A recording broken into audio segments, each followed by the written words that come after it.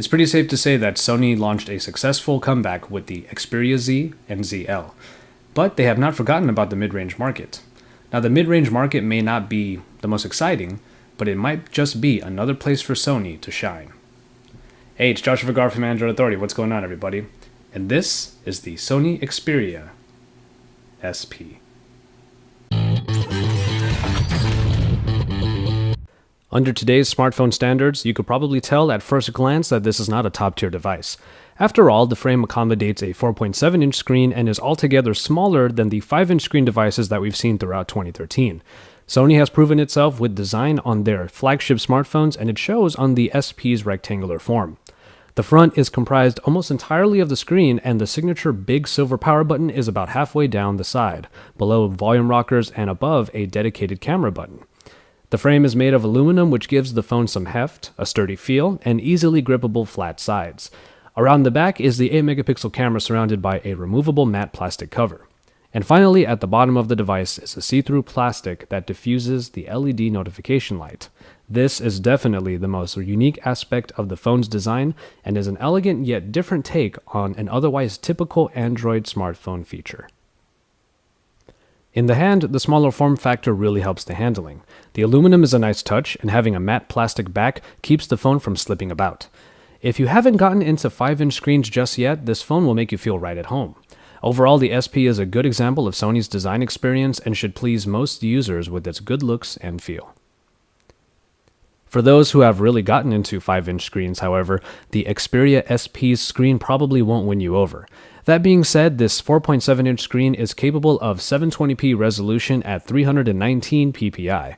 Of course, the spec-hungry might look elsewhere, but this display is still a good performer. The TFT screen is backed by the Bravia engine, just like the Z and the ZL, thus giving the phone greater contrast aside slightly lowered saturation. It does somewhat suffer from the same viewing angle issues as its big siblings, but dead-on viewing is still a great experience. If you really want the extra resolution and pixel density, then you have Sony's flagships available. Otherwise, average and perhaps even some power users can come to appreciate how last year's screen specs can still be quite fun. Last year's specifications make another return with the Xperia SP's performance. It sports a dual-core Snapdragon Crate processor clocked in at 1.7 GHz. Obviously, it doesn't sound as great as a quad-core Snapdragon 600, but 1.7 GHz is still more than enough speed and power for the average user. A score of around 16,000 in Antutu keeps the SP at a very respectable part of the Android ladder. You'll get a lot done quickly as the phone remains smooth through its elements. 2 GB of RAM are available for multitasking, and as for graphics, the SP does keep up with the rest of the pack by sporting the Adreno 320 processor. Rest assured that the Xperia SP will be a more than capable companion. Actually, you could view this less as old and more like last year's specs perfected. Hardware offerings on the Xperia SP remain pretty standard. Wi-Fi, GPS, Bluetooth, and NFC are all available for your connection needs, and there will be different variants made for HSDPA and LTE networks. Only 8 GB are available for storage, but that matte plastic cover actually houses a micro SD card slot for SD cards of up to 32 GB in capacity. For a Sony phone sporting a Walkman app, the SP's rear-mounted speaker thankfully is a better performer than the ones found in the Z and the ZL. It's nice and loud without being as tinny.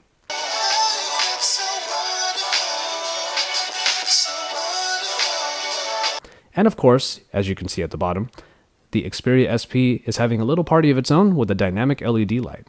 It not only blinks when notifications happen, it goes along with whatever music the phone is playing. It's a great addition that really sets this phone apart from its fellow performers, and it's definitely this phone's cool factor. Usually, a removable cover is good news and a sign of two big features. Unfortunately, I have to burst that bubble and say only one of those features made it onto the Xperia SP. I already mentioned the micro SD card slot, so sadly, the battery is not user replaceable. But it's not all bad news. For a 4.7-inch screen device, it packs a big 2370 mAh battery. With slightly less powerful bits inside, this phone's battery can easily go the distance. A locally looped video ran down half of the battery in just over 3 hours, making this phone likely capable of close to 7 hours of straight local media consumption. Maybe more, if you take advantage of the good power-saving features.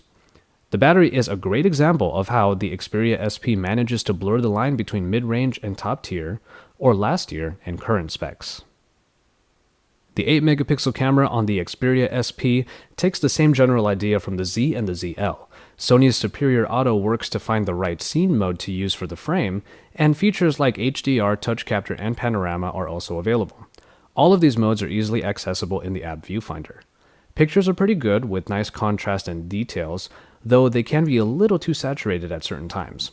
Low light performance, though unsurprisingly, yielded lower quality pictures. Ultimately, the camera on the Xperia SP is a capable shooter, but isn't as great as even other performers from last generation, when 8 megapixels were the norm compared to today's 13 megapixels. And finally, the software. The Xperia Z's UI basically makes its return in this Jelly Bean 4.1.2 build. It is the same melting pot of elements from multiple sources. Ice cream sandwich inspired color schemes, Jelly Bean features like Google Now, and Sony additions. Apps like the Walkman and the album photo gallery bolstered the small apps, small overlays accessible from the recent app screen. Sony takes a more minimalistic approach to their UI, and if you prefer the basics with some extras and then all in a nice shell, the Xperia UI should still please. There aren't any listings for the Xperia SP on US carriers just yet, but it should come in between $100 to $150 on 2-year contracts. When unlocked, it is decently priced, right under $500 US. And so, there you have it.